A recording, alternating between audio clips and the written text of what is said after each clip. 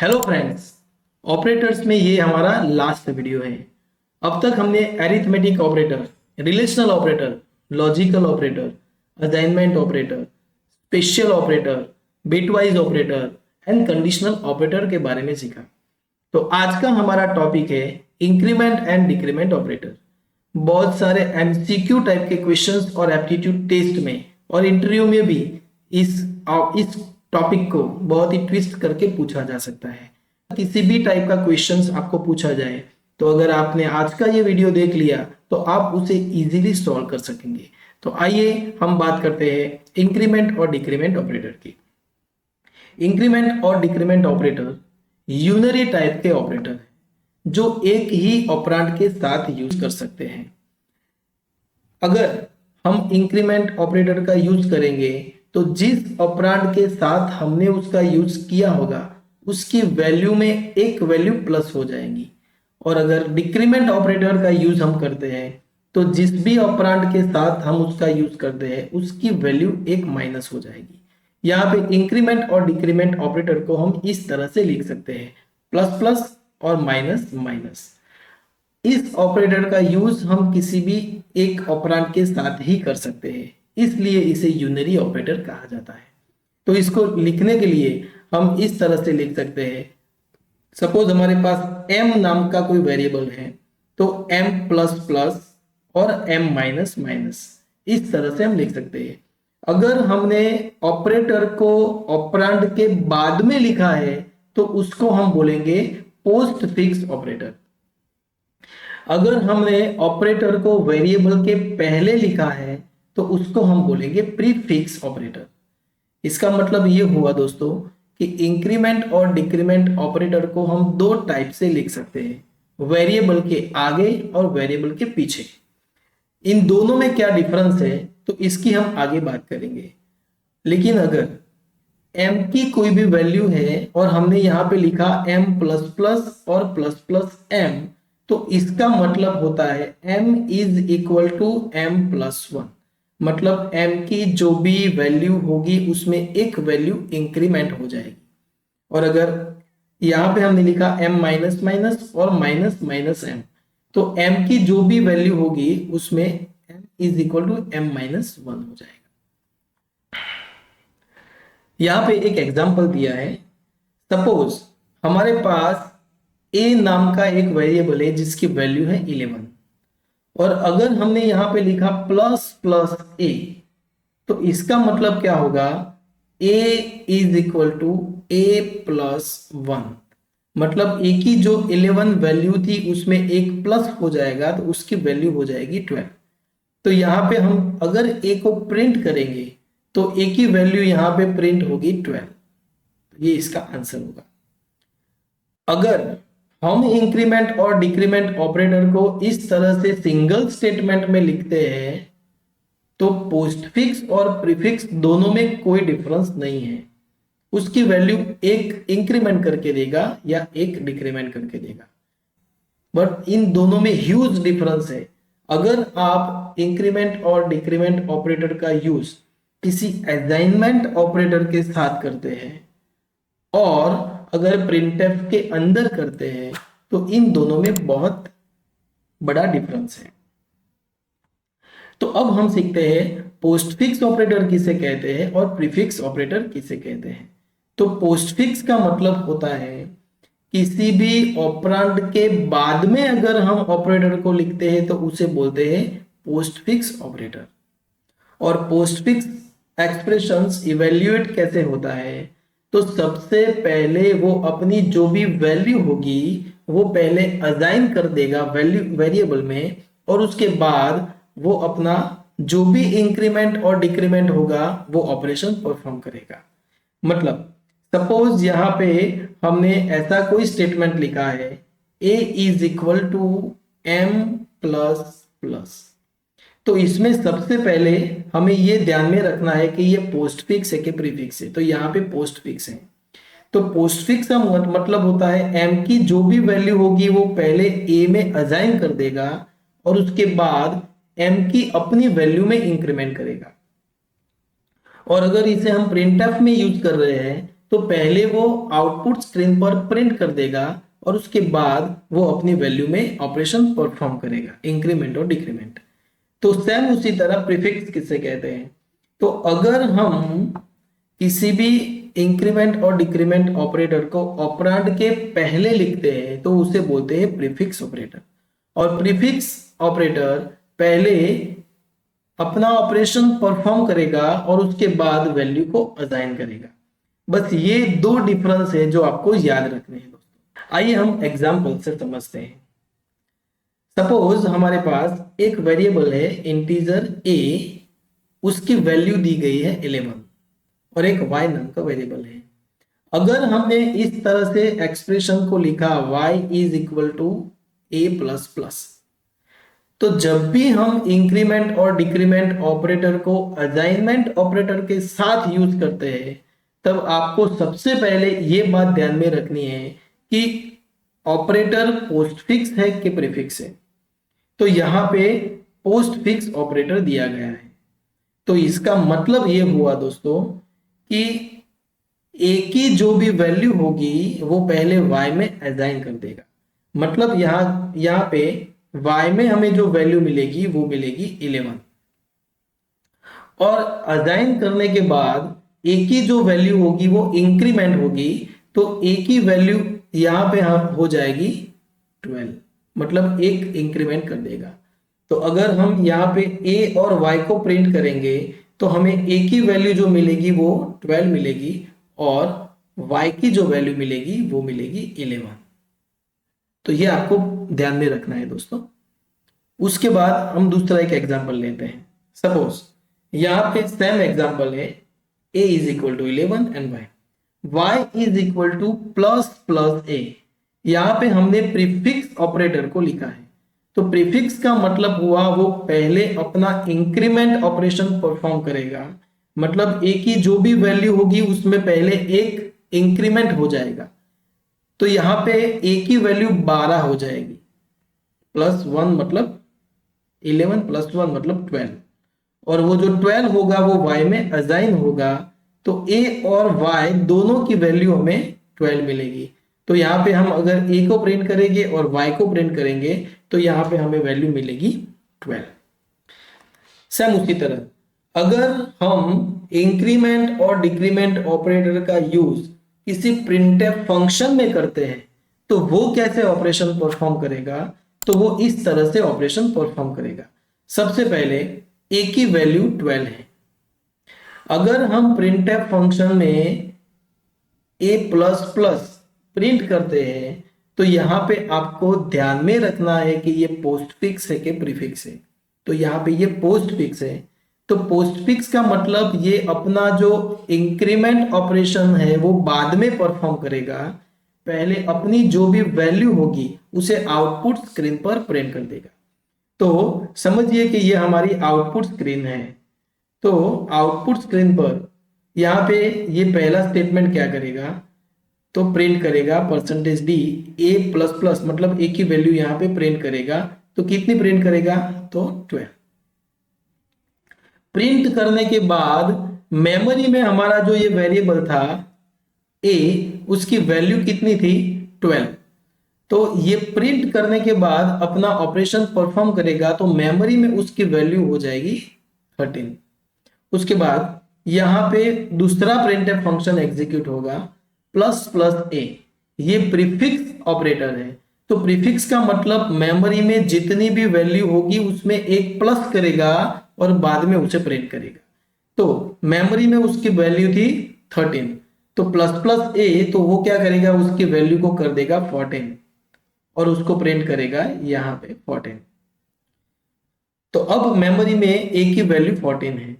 अब फिर से हमने यहाँ पे प्रिंट किया a प्लस प्लस, तो ये पोस्ट फिक्स है, मतलब कि यहाँ पे 14 ही अगेन प्रिंट करेगा और ये स्टेटमेंट प्रिंट करने के बाद मेमोरी में उसकी जो वैल्यू होगी उसको कर देगा 15। ओके, उसके बाद अगेन हम यहाँ पे a प्लस प्लस को प्रिंट करते हैं।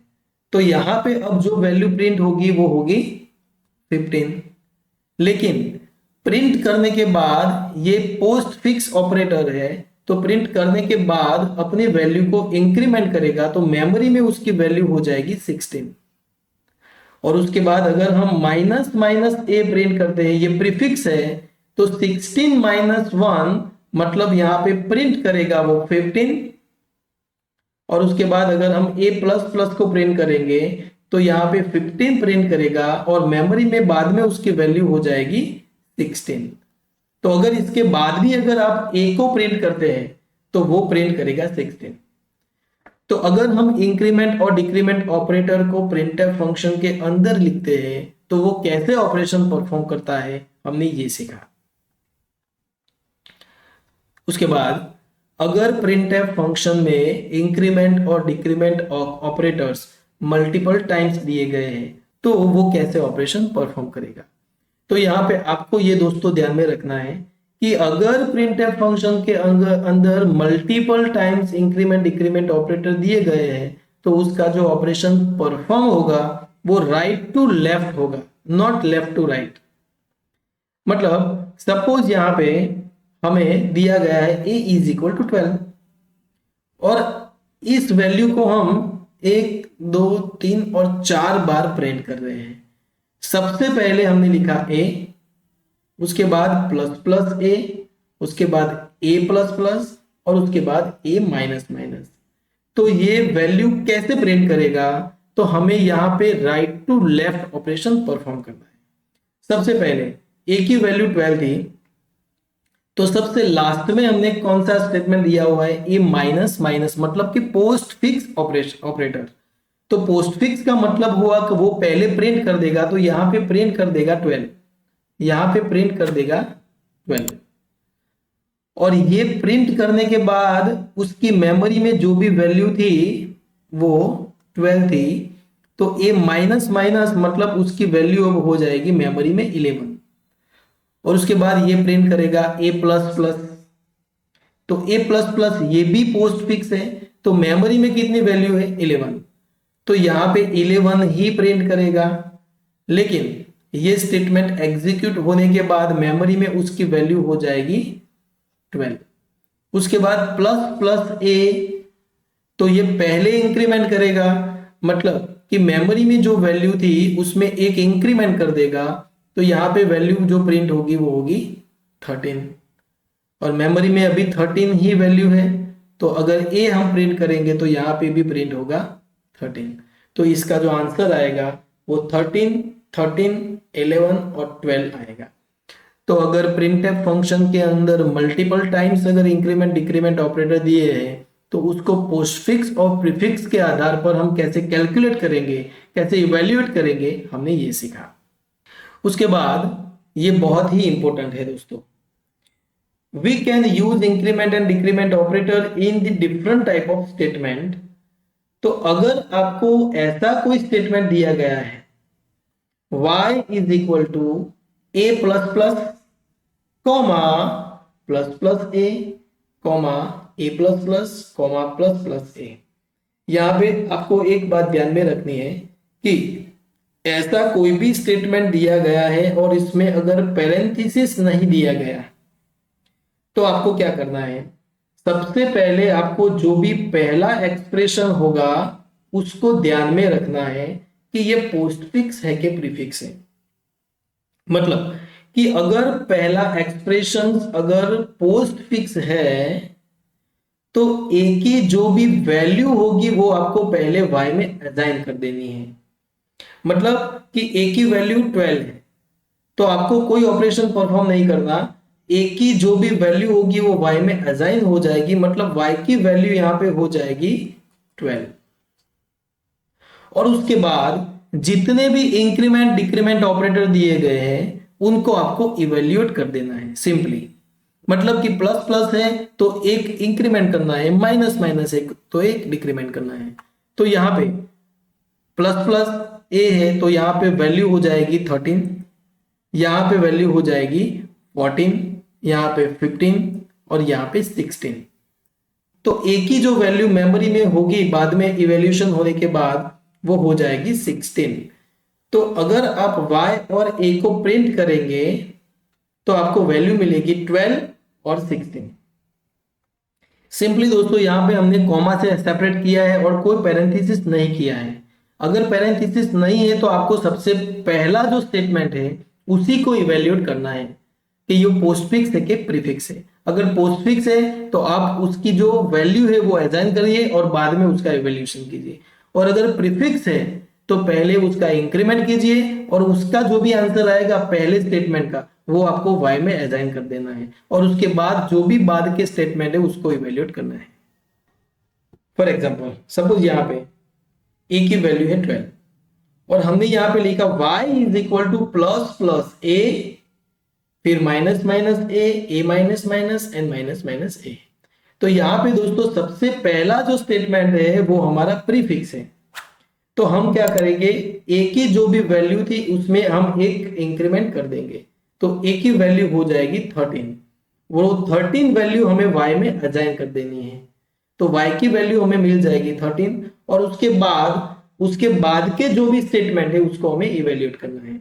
मतलब कि 13 के बाद यहाँ पे माइनस माइनस a है तो यहाँ पे वैल्यू हो जाएगी 12, 11 और यहाँ पे 10। तो a की जो भी वैल्यू मेमोरी में लास्ट बचेंगी वो होगी 10। तो यहाँ पे अगर हम y और a को प्रिंट करेंगे तो हमें आंसर मिलेगा 13 और 10।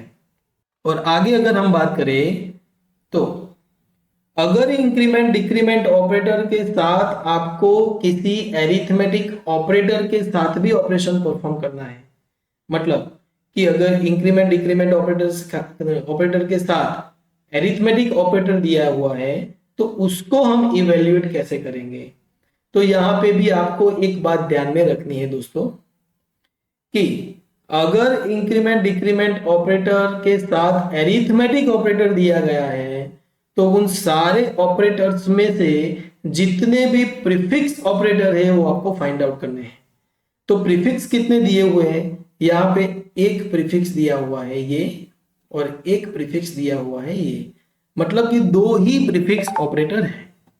तो आपको वो दोनों को इवेल्युएट कर देना है। मतलब कि यहाँ पे a की वैल्यू 22 दिए हुए, तो यहाँ पे अगर ये दो ऑपरेटर ऑपरेशन परफॉर्म करेंगे तो मेमोरी में a की वैल्यू हमें मिल जाएंगी 24, और उस 24 को हमें उस सब जगह पे रख देना है जहां पे भी एरिथमेटिक ऑपरेटर दिए हुए हैं। मतलब कि यहाँ पे एक 24 आएगा, यहाँ पे भी 24 आएगा, यहाँ पे भी 24 आएगा और यहाँ पे भी 24 आएगा, और उसका आपको कैलकुलेशन कर देना है। मतलब कि 24 प्लस 24 प्लस 24 प्लस 24, तो जो भी आंसर आएगा वो आएगा 96, वो y में असाइन हो जाएगा। तो y का जो आपको आंसर मिलेगा वो मिलेगा 96। अब जो पोस्टफिक्स ऑपरेटर बचे थे, हमारे पास पोस्टफिक्स ऑपरेटर दो थे, एक ये और एक ये।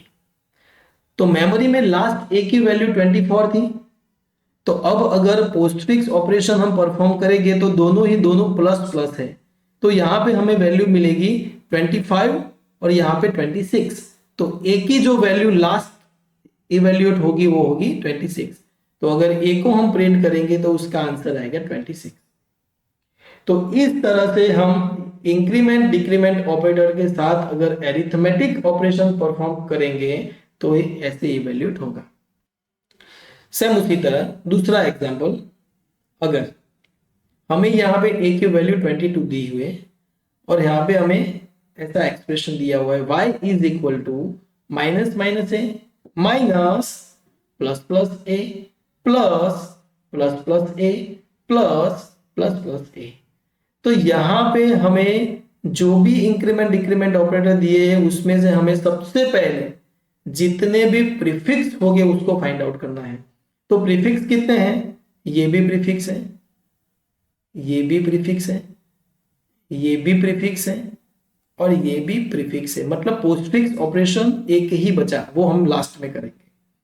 तो a की वैल्यू 22 है तो यहां पे कितनी हो जाएगी 21, फिर से यहाँ पे प्लस प्लस आया तो 22, 23 और 24। तो मेमोरी में a नाम के वेरिएबल की वैल्यू हो जाएगी 24, और उस 24 को हम सब जगह पे रख देंगे। मतलब कि यहाँ पे भी 24, यहाँ पे भी 24, यहाँ पे भी 24, यहाँ पे भी 24 और यहाँ पे भी 24। अब उस पर हम एरिथमेटिक ऑपरेशन परफॉर्म करेंगे।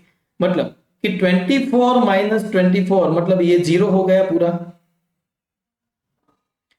24 प्लस 24 प्लस 24, तो यहां पे हमें मिलेगी वैल्यू 72, वो y में असाइन हो जाएगी।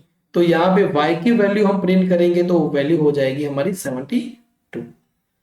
वैल्यू असाइन हो जाने के बाद जितने भी पोस्टफिक्स ऑपरेटर बाकी रहे थे उसका हम ऑपरेशन परफॉर्म करेंगे।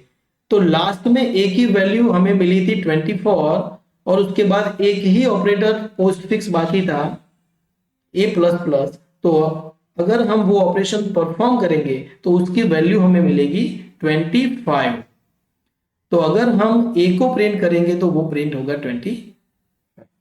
तो इस तरह से हम इसे इवेल्युएट कर सकते हैं। उसके आगे दोस्तों ये भी बहुत इंपॉर्टेंट है। हमने आगे जैसे कि सीखा, अगर हमें इंक्रीमेंट और डिक्रीमेंट ऑपरेटर दिए हुए हैं और कॉमा से सेपरेट किए हुए हैं, और अगर पैरेंथेसिस नहीं दिया है तो उसको कैसे कैसे कैलकुलेट करते हैं वो हमने आगे सीखा। लेकिन अगर पैरेंथेसिस दिया है तो हम उसे कैसे इवेल्युएट करेंगे। तो यहां पे दिया हुआ है y is equal to in the parenthesis plus plus A minus minus A minus minus and A plus plus. तो जब भी पैरेंथेसिस दिया होगा तो आपको लेफ्ट टू राइट इवेल्युएट करना है, और अगर लास्ट ऑपरेटर जो पोस्टफिक्स है तो उसे इवेल्युएट नहीं करना है। मतलब कि अगर यहाँ पे a की वैल्यू 12 दी है तो हम क्या करेंगे, अगर पैरेंथेसिस दिया हुआ होगा तो हम पहले ये ऑपरेशन परफॉर्म करेंगे, ये करेंगे, ये करेंगे, लेकिन अगर लास्ट वाला जो पोस्टफिक्स होगा तो उसे छोड़ देंगे, और यहां तक जो भी इवेल्युएट होगा उसका जो आंसर आएगा वो हम y को दे देंगे, और उसके बाद हम ये लास्ट ऑपरेशन परफॉर्म करेंगे। मतलब कि यहाँ पे अगर a की वैल्यू 12 है तो यहाँ पे 13 होगी, यहाँ पे 12 होगी, यहाँ पे 11 होगी, और लास्ट पोस्ट फिक्स है तो उसका ऑपरेशन हम परफॉर्म नहीं करेंगे। यहां तक हमें जो भी आंसर मिला वो हम y में असाइन कर देंगे। तो y की वैल्यू जो होगी वो होगी 11, और उसके बाद असाइन हो जाने के बाद a की जो वैल्यू 11 थी उसमें एक पोस्टफिक्स ऑपरेटर बाकी था लास्ट, तो उसको हम परफॉर्म करेंगे तो उसकी जो वैल्यू होगी वो होगी 12। तो अगर हम y और a को प्रिंट करेंगे तो हमें यहाँ पे आंसर मिलेगा 11 और 12। तो इस तरह से अगर पैरेंथेसिस दिया हुआ है तो उसको हम ऐसे परफॉर्म करेंगे। एक एग्जांपल है दोस्तों, इसे हम सॉल्व करते हैं। सपोज हमारे पास a नाम का वेरिएबल है और उसकी वैल्यू हमें 25 दी हुई है, और अगर हमें ये इक्वेशन सॉल्व करना है इन the parenthesis plus plus a comma a plus plus comma a minus minus, तो इसका आंसर क्या आएगा। तो रूल्स के आधार पर हमें लास्ट अगर प्रीफिक्स है तो उसको इवेल्युएट नहीं करना है, हमें क्या करना है, इन दोनों को ऑपरेशन परफॉर्म करना है। मतलब 25 था तो 26 27 हम y में असाइन कर देंगे 27, और उसके बाद a की जो लास्ट ऑपरेशन बाकी थी a plus a minus minus, तो 27 माइनस 1 26, तो a का जो आंसर आएगा वो आएगा 26। तो इस तरह से हम इसको ऑपरेशन परफॉर्म कर सकते हैं। तो दोस्तों हमने यहाँ पे ऑपरेटर्स में जो भी सीखा, हमने 8 ऑपरेटर सीखे, और उसमें लास्ट ऑपरेटर जो था हमारा इंक्रीमेंट और डिक्रीमेंट ऑपरेटर। इसमें अगर आपको कोई भी डाउट है 8 के 8 ऑपरेटर्स में, अगर आपको किसी भी ऑपरेटर्स में डाउट है तो आप कमेंट में प्लीज जरूर लिखें। मिलते हैं अगले वीडियो में एक और नए टॉपिक के साथ।